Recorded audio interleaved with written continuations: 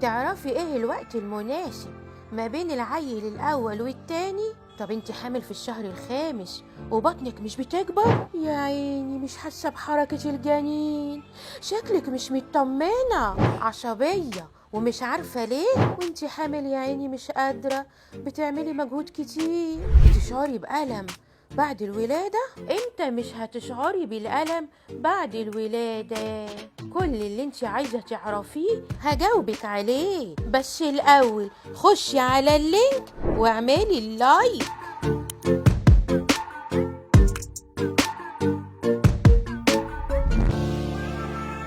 مساء الخير حبايبي الحلوين.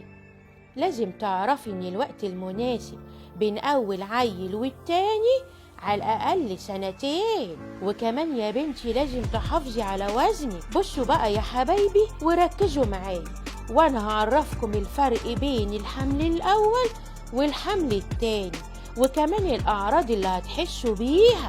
بصي بقى يا بنتي انتي وهي، بالنسبة للعيل الاول هتحسي بغممان نفسي وترجيع مستمر، وكمان هتلاحظيه كده بوضوح، وكمان جسمك هتحسي فيه كده ان هو نشيط، وبطنك مش بتكبر على طول، بتبقى لسه صغيرة كده ومش باين عليك الحمل. وبالنسبة لحركة الجنين مش هتحسي بيها قوي. ليه بقى؟ علشان ما عندكيش الخبرة. ده غير بقى يا بنتي التغيرات النفسية اللي هتمر بيها، هتحسي نفسك عصبية ومتوترة من غير أسباب، والموضوع ده هيخليكي تلجئي للدكتور بتاعك باستمرار، يمكن كل أسبوع ولا 10 أيام تجري جري على الدكتور. أما بقى بالنسبة للحمل التاني أعراضه بتبقى مختلفة غير الأول، ما بتحسيش بغممان نفسي وترجيع زي الأولاني.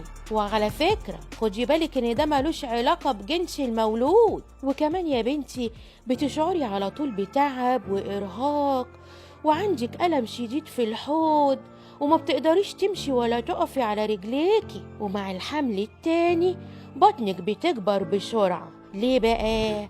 علشان خلاص عضلات بطنك بيبقى فيها مرونة. أما بقى بالنسبة لحركة الجنين، من أقل حركة بتحسي بيها على طول، عشان خلاص بقى عندي خبرة. وبالنسبة بقى يا بنتي للتغيرات النفسية اللي بتمر بيها، بتكوني أهدى عن الحمل الأولاني، وده بيخليكي ما تروحيش للدكتور باستمرار. وفي كل الأحوال يا بنتي ومن غير كتر كلام، بتمنى تكوني بسلام. يلا هنتظر رسايلكم على صفحة البرنامج، وأنا هرد عليكي على طول، وهتوحشوني يا حبايبي للحلقة اللي جاية وبرنامجكم الدال.